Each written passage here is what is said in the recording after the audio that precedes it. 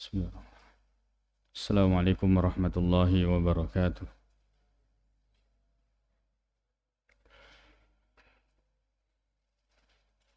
Alhamdulillahi rabbil alamin. Wassalatu wassalamu ala ashrafil mursalin Sayyidina Muhammadin wa ala alihi wa ashabihi wa man sara ala nahjihi wa istanna bi sunnatihi wa iqtafa atharahu ila yaumiddin, amma ba'd. Senantiasa kita memuji hanya kepada Allah Subhanahu wa ta'ala yang kembali memberikan kepada kita umur, lalu kemudian kesempatan, kesehatan, keimanan, sehingga kemudian kembali kita bermajlis mendengarkan ayat-ayat Allah Subhanahu wa ta'ala, begitu pula hadis-hadis Nabi sallallahu alaihi wasallam,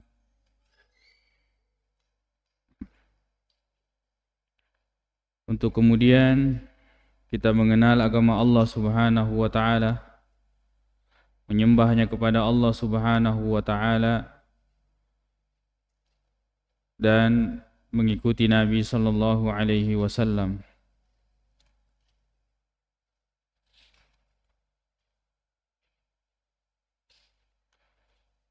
Baik, kembali kita melanjutkan dari kitab Sahih Bukhari pada kitab Al-I'tisam bil Kitab was Sunnah, berpegang teguh terhadap Al-Quran dan As-Sunnah. Dan ini adalah satu kitab sebelum masuk ke kitab Tauhid, kitab yang terakhir dari kitab Sahih Bukhari.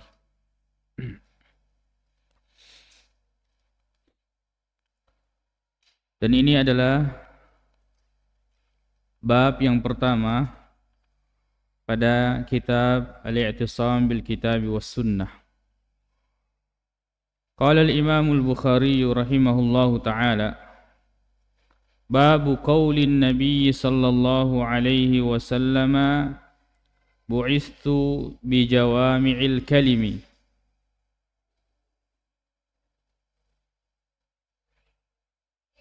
Ya, di sini ya terbalik tulisannya.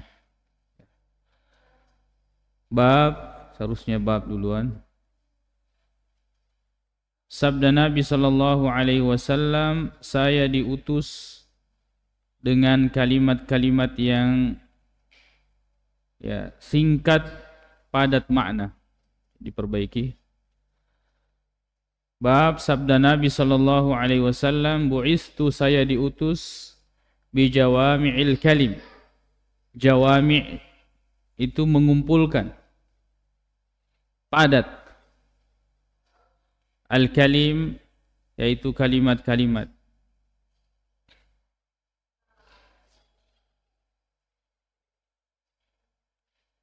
Di sini kita perhatikan apa persesuaian bab ini dengan kitab berpegang teguh terhadap Al-Quran dan As-Sunnah. Kenapa kemudian Imam Bukhari menyebutkan judul ini? Ya, menyebutkan judul ini setelah kitab Al-I'tisam bil Kitab was Sunnah, yaitu bahwa Rasulullah sallallahu alaihi wasallam diutus dengan membawa jawami'ul kalim, yaitu Al-Quran dan As-Sunnah, yaitu kalimat-kalimatnya singkat tapi padat dengan makna. Karena Imam Bukhari membuat kitab berpegang teguh terhadap Al-Quran dan As-Sunnah, berpegang teguh terhadap Al-Quran dan As-Sunnah. Kemudian siapa yang membawa Al-Quran dan As-Sunnah ini? Lalu kemudian Imam Bukhari mengatakan, babu qaulin Nabi sallallahu alaihi wasallam, bab ucapan Nabi sallallahu alaihi wasallam, saya diutus dengan jawami'ul kalim.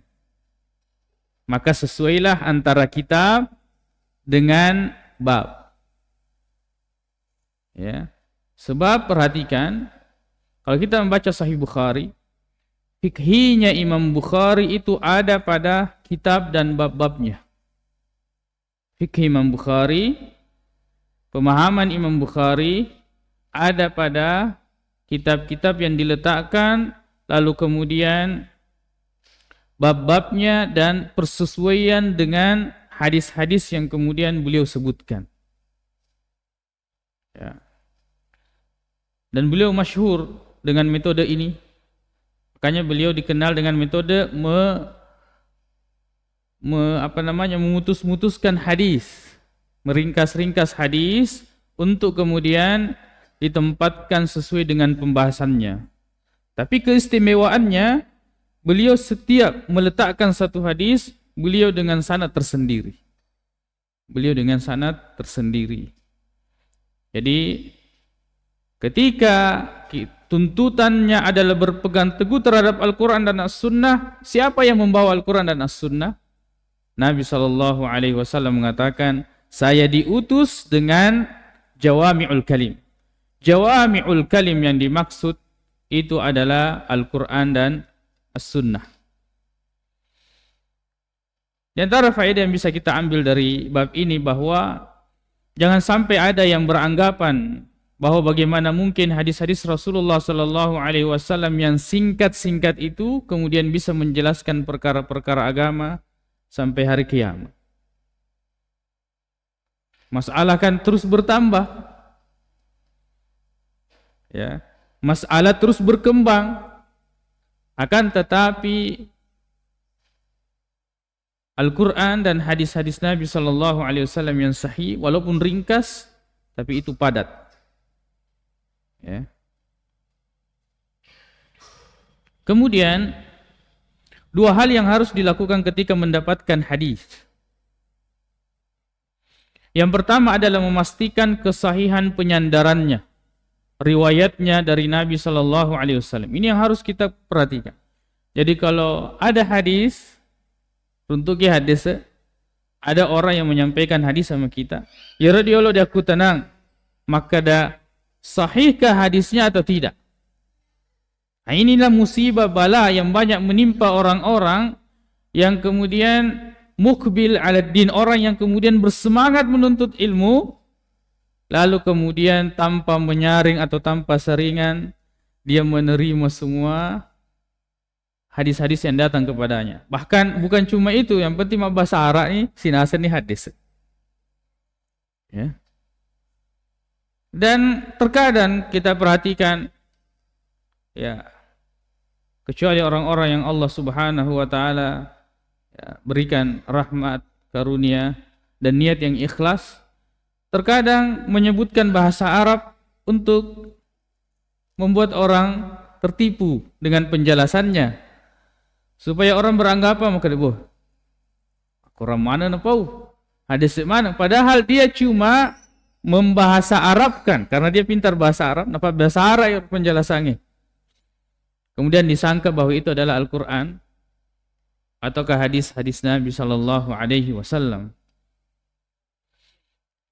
Tapi terkadang memang di antara ustadz karena sangat terpengaruh dengan dialek bahasa Arab mungkin lama di Arab, sehingga di dalam berbahasa itu biasanya urutan-urutan kalimat yang dia sebutkan justru letter light, artinya terjemahan bahasa Arab yang dia kemudian bahasa Indonesiakan.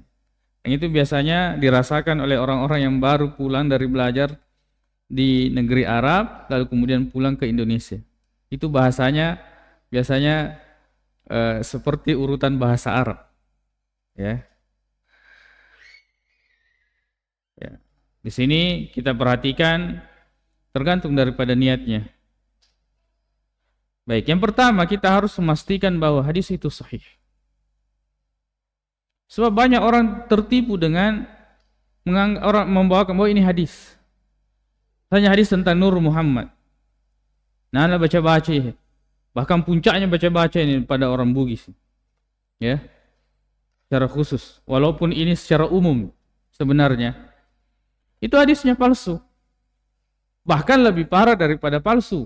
Sebab itu palsu, ada sanadnya yang kemudian dihukumi oleh para ulama bahwa dia suka berdusta. Orang ini suka memalsukan hadis, berarti ini hadisnya palsu. hadis tentang Nur Muhammad yang disandarkan kepada Jabir, awwalu ma khuliqa nuru nabiyyika ya Jabir, yang pertama diciptakan itu cahaya nabimu wahai Jabir atau Nur Muhammad, itu hadis yang tidak ada sanadnya. Tidak ada sanadnya.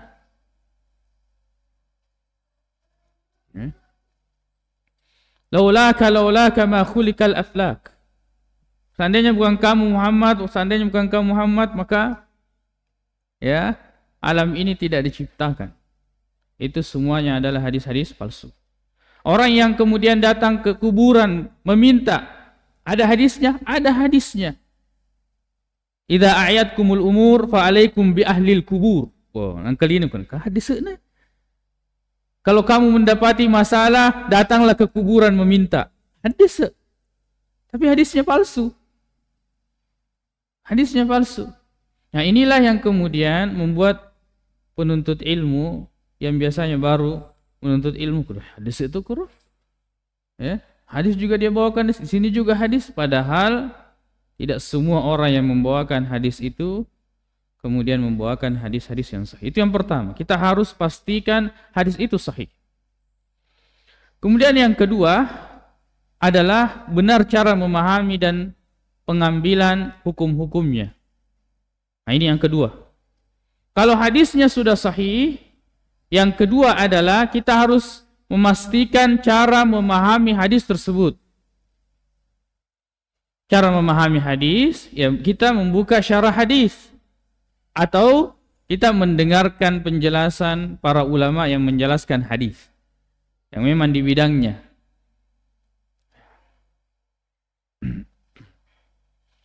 Kalau Al-Quran cuma satu. Sebab Al-Quran riwayatnya mutawatir. Jadi kita tidak perlu lagi mengecek apakah ini benar atau tidak, sahih atau tidak. Tinggal pemahamannya. Itu kalau Al-Quran. Tapi kalau hadis dua. Pastikan hadisnya sahih. Kemudian yang kedua, pastikan pemahamannya benar. Tidak semua orang yang membawakan hadis yang sahih, kemudian dia membawakan pendalilan yang sahih. Hadis sahih beda, pendalilan beda. Ya. Beda dalil, beda memahami dalil. Beda dalil, beda memunculkan hukum daripada dalil tersebut.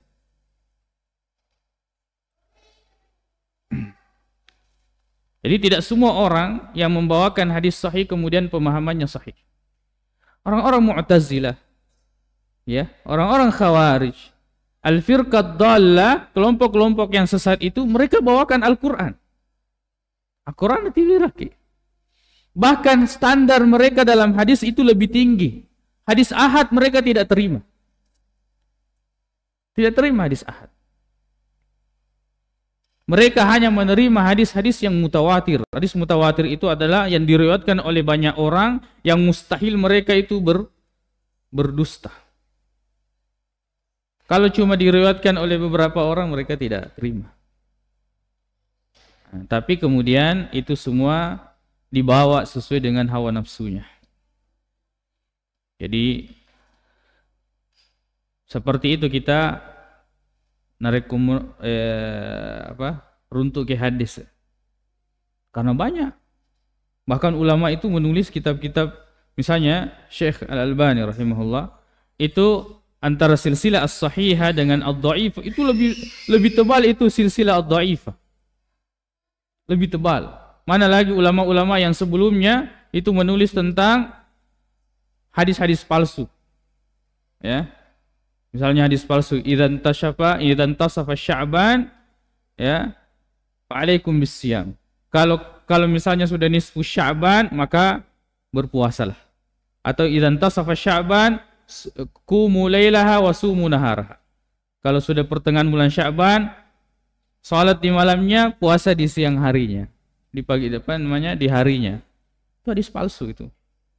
Hadis palsu. Banyak, sangat banyak hadis-hadis palsu yang tersebar. Di antaranya ada juga hadis-hadis dhaif. Hanya itu kalau zikir setelah maghrib, mungkin kalau kita salat di luar, Allahumma ajirna minan nar, Allahumma ajir. Itu hadis dhaif. Hadis dhaif. Allahumma ajirna minan nar, Allahumma itu. setelah salat, ya, zikir setelah salat. Dan itulah yang menyebabkan ya penyakit di umat ini. Kalau tersebar hadis-hadis yang dhaif, serta apalagi kalau hadis-hadis yang palsu. Ya. Yang lebih parah lagi, tanya hadis, naseng hadis. Bukan hadis, tapi dia sangka itu adalah hadis. Baik, kita masuk ke hadisnya. Ini hadis ke 6731. Dari an Abi Hurairah radhiyallahu anhu. Diriwayatkan dari Abu Hurairah radhiyallahu anhu, anna Rasulullah sallallahu alaihi wasallam, bahwa Rasulullah sallallahu alaihi wasallam qala, bersabda.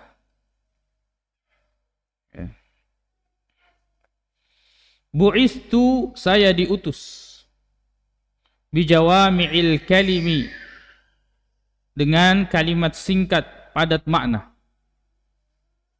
Dengan kalimat yang singkat padat makna. Yang dimaksud di sini adalah Al-Qur'an. Begitu pula As-Sunnah. Wa nusirtu birru'bi, dan saya ditolong dengan rasa takut yang dihujamkan dalam dada musuh-musuh. Ya, dalam riwayat lain itu sejauh sebulan perjalanan. Jadi sebulan sebelum datangnya pasukan Rasulullah, kata Taurat nih, musuh itu sudah takut. Ya. Itu pertolongan Allah Subhanahu wa taala. Karena kalau orang sudah takut, tidak ada gunanya kekuatan persenjataan. Ya. Wa baina ana naimun, dan ketika saya tidur, ra'aituni utitu bimafatihi khazainil ardi. Aku bermimpi diberi kunci-kunci perbendaharaan bumi, ya. Fawudi'at fi yadi, lalu diletakkan di tangan.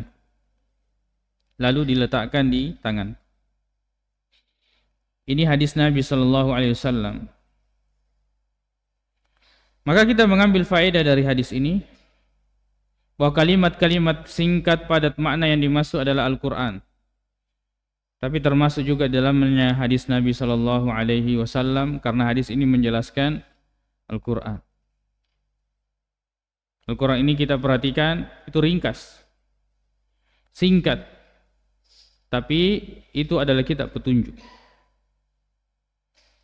Kata Allah Subhanahu wa taala, ma farratna, kami tidak meninggalkan di dalam Al-Quran ini kecuali kami sudah jelaskan semua. Wah, kok bisa dijelaskan semua? Nah, Al-Quran ini tipis, hanya 114 surah, 30 juz. Semua permasalahan sampai hari kiamat sudah ada semua di situ. Sampai-sampai kemudian salah seorang ulama Mesir, ketika beliau berkunjung di Paris, ya, Perancis, beliau kemudian didatangi oleh seseorang yang kemudian menanyakan, dia mengatakan, wahai Syekh, katanya di agamamu semua telah dijelaskan di dalam kitab itu, Al-Quran. Sekarang saya ingin bertanya, kamu aku tanah, ya, ya kumasang memang kadero akurange, semuanya memuat di situ penjelasan. Sekarang tunjukkan di mana di dalam Al-Quran ini yang menjelaskan tentang cara membuat sandwich, makanan.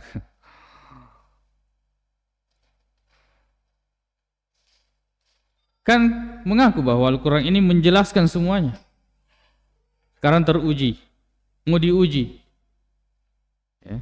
Kalau kita di sini, kalau misalnya ada yang tanya, Ustaz, katanya Al-Quran itu menjelaskan semua. Coba di bagian mana dari Al-Quran yang menjelaskan tentang misalnya cara membuat kue ini dan kue itu. Lalu kemudian Syekh itu mengajak, ya jelas, Al-Quran ini adalah kitabullah, semuanya ada di dalam. Kalau kamu tidak percaya sini, Nabi ini taman di dapur ya. Apa siruntui kokina, panasuna maka dah kutana kok. Allah Subhanahu wa taala berfirman, fas'alu ahla dzikri in kuntum la ta'lamun. Allah Subhanahu wa taala mengatakan, bertanyalah kepada orang yang mengetahui jika kamu tidak mengetahui. Akademi semabu bepa pakoya kutana. Karena Al-Quran ini kitab petunjuk, bukan kitab tata boga. Ya, kitab petunjuk. Jadi masalah apapun yang kita cari, semuanya ada dalam Al-Quran. Karena kitab ini adalah kitab petunjuk.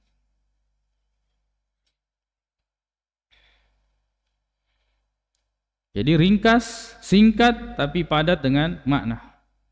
Makanya Al-Quran ini, kalau kita melihat tafsir, itu banyak sekali jenis-jenis tafsir, dan banyak sekali tentang, ada yang tafsir dari segi bahasanya, ada yang tafsir dari fikihnya, ada yang tafsir dari hukum-hukum, ada yang tafsir dari banyak jenis tafsir. Ya, banyak jenis tafsir. Menunjukkan bahwa betul-betul kalimat ini singkat, ringkas, tapi padat dengan makna. Tidak habis-habis ulama kemudian ya setiap membaca Al-Quran, setiap itu muncul ya penjelasan atau hikmah-hikmah, dan itu ketika digabungkan dengan ayat-ayat yang lain maka itu saling menjelaskan satu sama lain. Bahkan di antara ulama ada yang menuliskan tafsir Al-Quran dengan Al-Quran. Jadi Al-Quran sendiri menjelaskan Al-Quran. Di antaranya adalah kitab Adwaul Bayan Syinqiti, yaitu Al-Quran menjelaskan Al-Quran. Kemudian yang kedua, ucapan yang singkat padat lebih baik daripada berpanjang lebar. Jadi kalau bisa ringkas, jangan panjang lebar. Ya. Akan tetapi, ya, sertakanlah penjelasan jika dikhawatirkan dapat disalahpahami atau tidak dipahami, atau mengulangi pembicaraan tersebut beberapa kali. Di antara kebiasaan Nabi SAW, beliau kalau berbicara kadang mengulangi 2-3 kali, bahkan begitu pula salam. Ya. Jadi siapa yang ingin menghitung ucapan Nabi maka dia bisa hitung. Dan itu dilakukan oleh ulama hadis. Siapa yang mau hitung ucapannya Rasulullah maka dia bisa menghitungnya. Ya, maka dia bisa menghitungnya. Karena kalimat-kalimat yang diucapkan oleh Nabi SAW itu ringkas, singkat, bisa dihafal. Ya. Bahkan dituliskan oleh para ulama.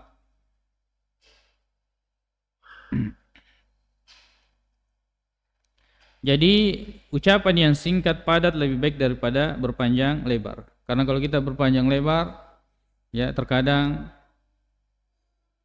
sudah keluar dari pembahasan. Terkadang ada salah-salah kata. Kemudian menyampaikan sebagaimana yang datang dari Al-Quran dan Sunnah lebih baik. Adapun penjelasan adalah untuk memahamkan orang-orang yang tidak memahami. Jadi seperti itu ilmu. Seperti ini ilmu ini. Maka an Abi Hurairah qala Rasulullah. Al-ilmu qala Allah qala Rasul. Ini nasa pandritata. Maka dia itu pada disengenge nareko dirampai maka dia Allah Ta'ala maka dia Nabi Muhammad sallallahu alaihi wasallam. Ya, nasabah itu agamanya dia disedingi. Agama itu kada seding. Ya. Agama itu dalil Al-Qur'an dan hadis-hadis Nabi sallallahu alaihi wasallam. Karena akal ini seandainya bisa menunjuki orang itu kepada kebenaran, tidak perlu turun Al-Qur'an. Begitu pula perasaan, tidak perlu ada Al-Qur'an. Tapi akal dan perasaan ini tidak bisa. Maka kemudian turun Al-Quran. Turun Al-Quran disertakan orang yang menjelaskan Al-Quran, yaitu Nabi SAW. Jadi sudah jelas orang yang jauh dari Al-Quran dia akan tersesat. Orang yang hanya menggunakan Al-Quran tidak menggunakan hadis dia juga akan tersesat. Nah pada punga piye? Akorang na hadis. Al-Quran dan hadis. Tapi orang yang menggunakan Al-Quran dan hadis ini juga potensi bisa tersesat. Kecuali kemudian dia harus mengikuti pemahaman dan pengamalan orang yang menyaksikan turunnya Al-Quran dan mendengarkan dari Rasulullah serta yang melihat prakteknya. Itulah yang kemudian yang dimaksud adalah pemahaman dan pengamalan para sahabat. Teki kira-kira lemah kecuali. Di mana kita mau mengikut? Nah seperti itu urutannya. Allah menurunkan Al-Quran kepada Rasulullah. Rasulullah menyampaikan para sahabat. Sahabat melaksanakannya sebagaimana dia melihat Rasulullah. Kemudian kita mau melihat kemana? Setelah itu teki lemah kita. Jadi kalau kemudian orang belajar agama menghilangkan tiga ini, Al-Quran, Sunnah, dan pemahaman para sahabat, dari mana dia mendapatkan agamanya? Politik. Lalu kemudian orang membenci istilah yang seperti ini. Kurang hadis sahabat, kurang hadis sahabat. Memang seperti itu prinsipnya di dalam beragama. Apalagi maka Nabi Muhammad SAW, khairul quruni qarni. Sebaik-baik zaman adalah zaman. Seperti Rasulullah dengan para sahabat. Kemudian setelahnya.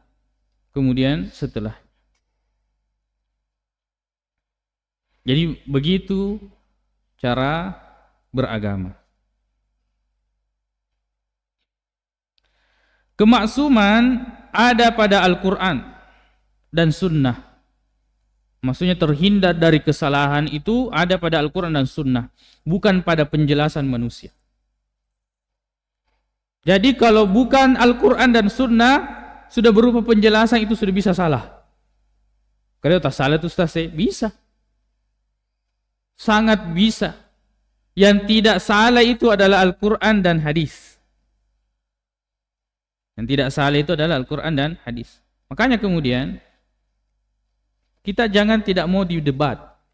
Tapi tentu dalam berdebat ini juga ada adabnya. Ya, manusia bisa salah. Ya. Kullu bani Adam khata' wa khairul khata'in at-tawwabun. Setiap anak cucu Adam itu potensi kesalahan bersalah itu besar. Sebaik-baik orang yang bersalah adalah bertobat kepada Allah Subhanahu wa taala.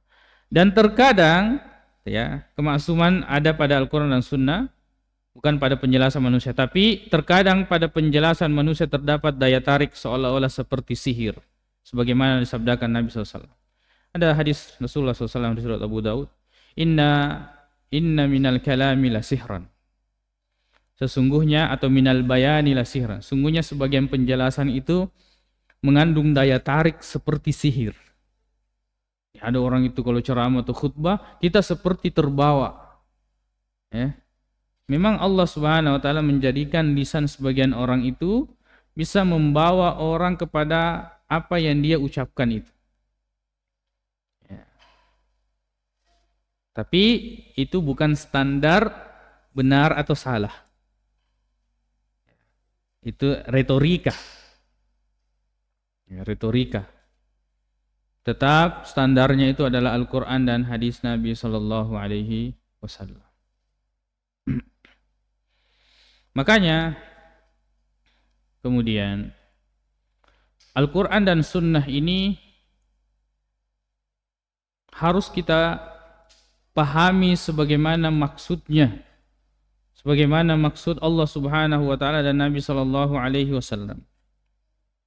Misalnya, ada kemudian orang berusaha memahami dengan pendekatan-pendekatan teori-teori yang ada. Contoh, kita tidak perlu misalnya penentuan hari raya. Kita tidak perlu ru'yah. Kita tidak perlu ru'yah. Kita tinggal hisab, hitung-hitung saja. Bisa dihitung. Ya, jadi direk-rek yang kedua sekian, ya. Seperti ini hitungannya, maka tanggal sekian itu sudah muncul, sudah ada hilal, walaupun tidak terlihat. Tapi kita harus ketahui bahwa hitung-hitungan ini ada teori. Adalah teori. Oh, untuk menghitung ini teorinya seperti ini. Untuk menghitung ini teorinya seperti. Teori ini adalah buatan manusia. Saat ini teori ini benar. Kedepannya teori ini salah. Dan seperti itu. Apakah kalau kemudian teori ini salah, kemudian Al-Quran itu menjadi salah? Makanya hati-hati membicarakan tentang i'jazul ilmi. Mu'jizat-mu'jizat ilmi di dalam Al-Quran. Sebab banyak menyesuaikan, mencocok-cocokkan saja dengan fenomena alam. dengan pendekatan teori-teori tertentu, tapi ternyata teori buatan manusia, lalu kemudian dipaksa Al-Quran itu mengikuti teori, kemudian bagaimana jadinya jika teori yang ini di kemudian hari menjadi salah? Apakah Al-Quran menjadi salah? Jadi tidak bisa. Tidak bisa dipaksakan Al-Quran itu mengikuti teori. Allah Subhanahu wa ta'ala yang berkuasa untuk memunculkan dan tidak memunculkan apa yang telah Dia ciptakan. Dan agama Islam ini mudah, sederhana. Mudah, sederhana. Gampang diketahui dan bisa diamalkan oleh semua orang. Tanpa melalui kalkulasi yang begitu ribet, begitu sulit. Contohnya misalnya penentuan salat. Jam salat. Kita tidak ada jam, kita tinggal lihat matahari. Oh, tamaan itu lur. Ya. Dengan melihat posisi bayangan, so kan seperti itu. Rasulullah SAW diajar oleh malaikat Jibril dalam menentukan jadwal waktu salat. Seperti itu.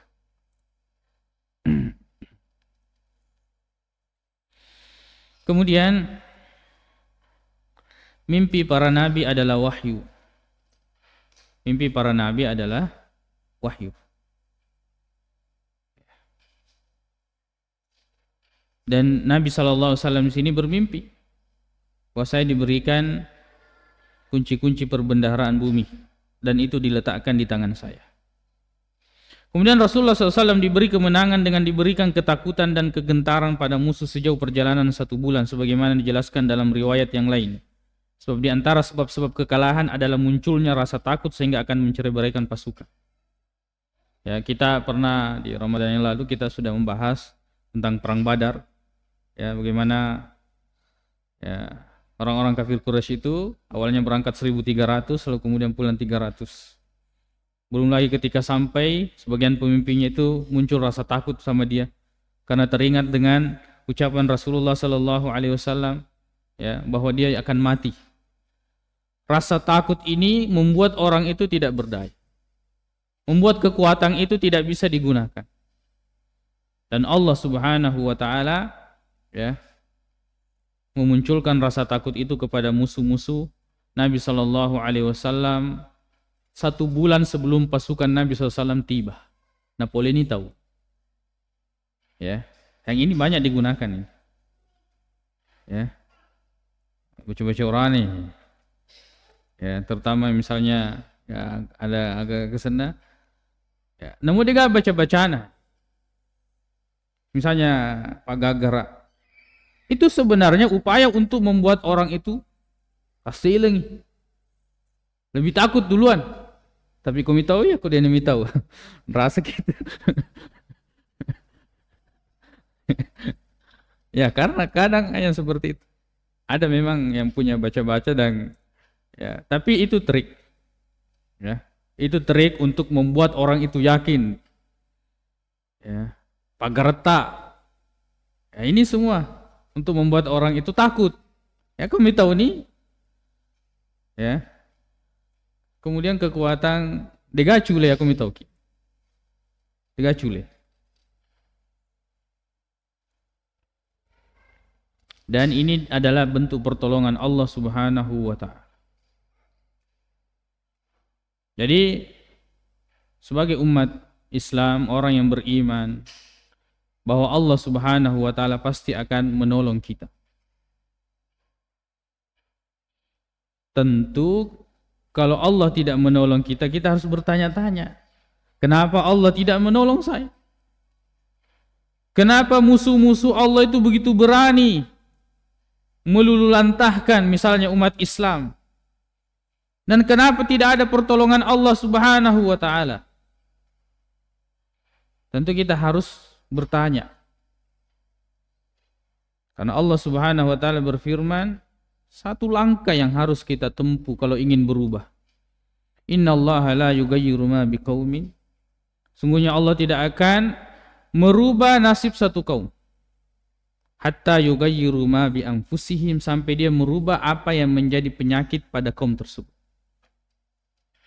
Dan itu adalah cara yang paling cepat untuk bahagia.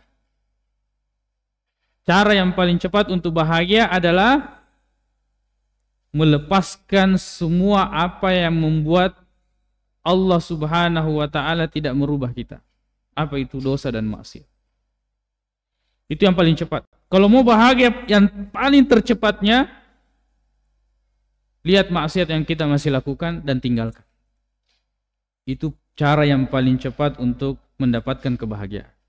Karena Allah mengatakan innallaha la yughayyiru ma biqaumin. Allah tidak akan merubah apa yang ada pada kaum tersebut. Tidak akan merubah. Penderitaan apa saja. Hatta yughayyiru ma, dua ma di sini.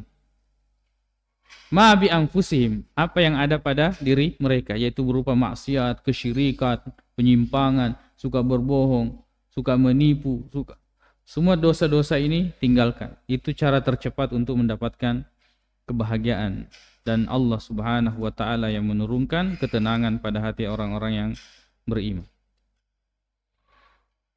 Kemudian mimpi Rasulullah sallallahu alaihi wasallam adalah isyarat pembukaan negeri-negeri Islam dan benar-benar telah terjadi.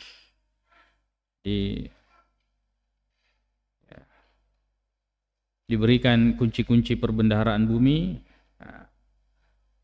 Sebagian ulama menjelaskan bahwa yang dimaksud itu adalah perluasan kawasan negeri-negeri Islam. Sebagian ulama memahami bahwa itu adalah berupa kekayaan, harta benda.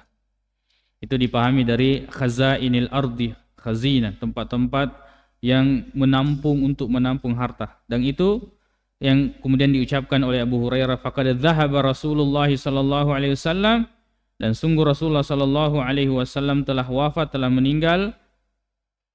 Wa antum talgasunaha aw targasunaha aw kalimatan tushbihuha. Sedang kalian telah menikmati limpahan kekayaan itu, atau menghisap perbendaharaan bumi itu, atau kalimat-kalimat yang semisalnya. Kemudian apa persesuaian hadis ini dengan bab? Ya, babnya kan mengatakan bab sabda Nabi SAW, saya diutus bijawami'il kalim. Persesuaiannya adalah Imam Bukhari menggunakan potongan hadis ini sebagai judul babnya. Ya, ini juga diantara kebiasaan Imam Bukhari. Itu judul-judul yang digunakan itu dari potongan-potongan hadis. Kemudian hadis 6732. An Abi Hurairah radhiyallahu anhu, diriwayatkan dari Abu Hurairah radhiyallahu anhu. An Nabi sallallahu alaihi wasallam, dari Nabi sallallahu alaihi wasallam, qala, beliau berkata, ma minal anbiya'i, tidaklah seorang nabi pun, nabiyun, ya, seorang nabi pun dari nabi-nabi, illa kecuali u'tiya minal ayati, telah diberikan, ya, minal ayati, daripada tanda-tanda, beberapa mu'jizat, ya, kita sering menyebutnya mu'jizat, tanda-tanda, ma misluhu umina au amana alaihil basyaru, yang tidak bisa diserupai oleh apapun sehingga manusia mengimaninya, atau dengan redaksi sehingga manusia dijadikan beriman. Wa inna ma kana alladhi utitu, Nabi mengatakan, namun yang diberikan kepadaku hanyalah berupa wahyu, auhahu Allahu ilayya, yang Allah Subhanahu wa taala wahyukan kepadaku. Arju anni aksaruhum tabi'an yaumal qiyamati, maka aku berharap menjadi manusia yang paling banyak pengikutnya di hari kiamat.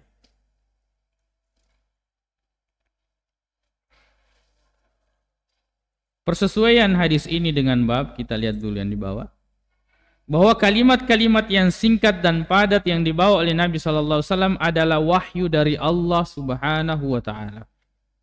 Itu persesuaiannya. Bahwa kalimat-kalimat yang singkat ini adalah wahyu. Nabi mengatakan, wa inna ma kana alladhi utitu wahyan, namun yang diberikan kepada saya itu adalah wahyu.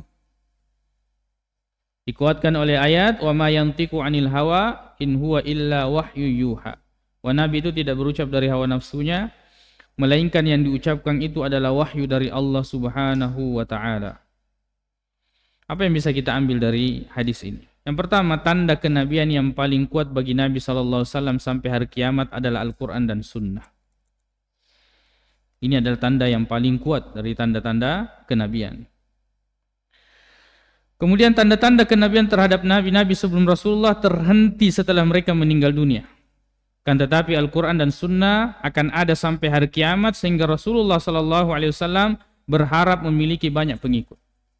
Kan? Kalau nabi terdahulu meninggal, mukjizatnya terputus. Ya, sudah terhenti. Tapi Nabi SAW meninggal dan mukjizatnya masih ada sampai hari kiamat. Maka kemudian harapan inilah dari Nabi SAW untuk menjadi umat yang paling banyak pengikutnya. Untuk banyak pengikut itu harus banyak manusia. Harus banyak keturunan.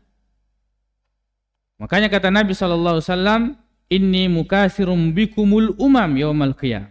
Saya akan merasa bangga nanti menjadi Nabi yang paling banyak umatnya di hari kiamat. Makanya umat Islam ini itu harus memperbanyak keturunannya. Ya, jangan khawatir.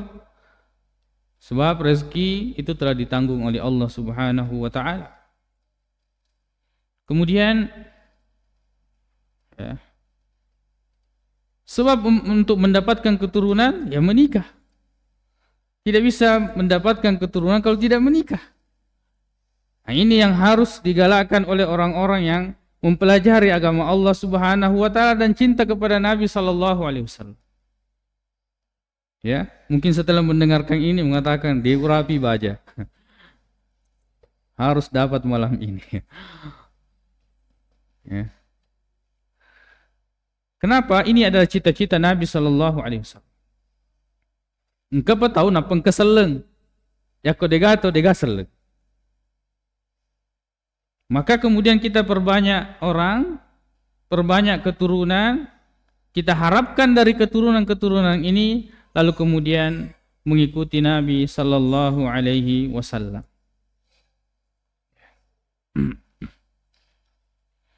Dan tidak ada umat di dunia ini yang paling kemudian semangat untuk memperbanyak keturunannya melebihi daripada umat Islam itu. Di sebagian negara mereka khawatir populasi masyarakatnya itu penduduknya akan habis.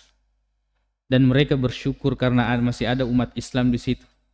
Yang tidak peduli entah besok makan apa tapi mereka terus saja menghasilkan keturunan karena mereka orang-orang yang bertawakal kepada Allah Subhanahu wa taala dan meyakini bahwa rezeki dari Allah Subhanahu wa taala. Ya. Makanya yang ini sangat berkaitan dengan keimanan. Sangat berkaitan dengan keimanan. Sebab masa yang akan datang itu adalah perkara gaib. Maka jangan kita dibikin khawatir atau dibikin takut dengan hal yang kita pun tidak tahu apa yang akan terjadi di masa yang akan datang. Yang harus kita tahu niat saya baik dan cara saya baik. Mesti natolong ka Allah Ta'ala. Ya. Sedangkan orang-orang yang bermaksiat ya masih semua sama bapaknya, orang tuanya, dia berani bermaksiat dan setelah itu dinikahkan. Apalagi kalau kemudian kita ada penghasilan, ya, lalu kemudian tidak begitu sulit untuk mencari ya pasangan hidup. Ya kuda tunggu-tunggu imui. Ini agar kemudian Allah Subhanahu wa taala menjadikan umat ini umat yang paling banyak dan Nabi sallallahu alaihi wasallam nanti berbangga di kemudian hari di hari kiamat menjadi nabi yang paling banyak pengikutnya. Kemudian yang ketiga istilah syariat yaitu ayat-ayat atau tanda-tanda kenabian. Itu yang istilah syariat itu. Artinya Al-Qur'an dan hadis seperti itu. Lebih baik daripada dengan menggunakan istilah mukjizat. Jadi sering kita menggunakan istilah mukjizat. Sebab mukjizat terkadang dapat dilakukan oleh dukun atau penyihir.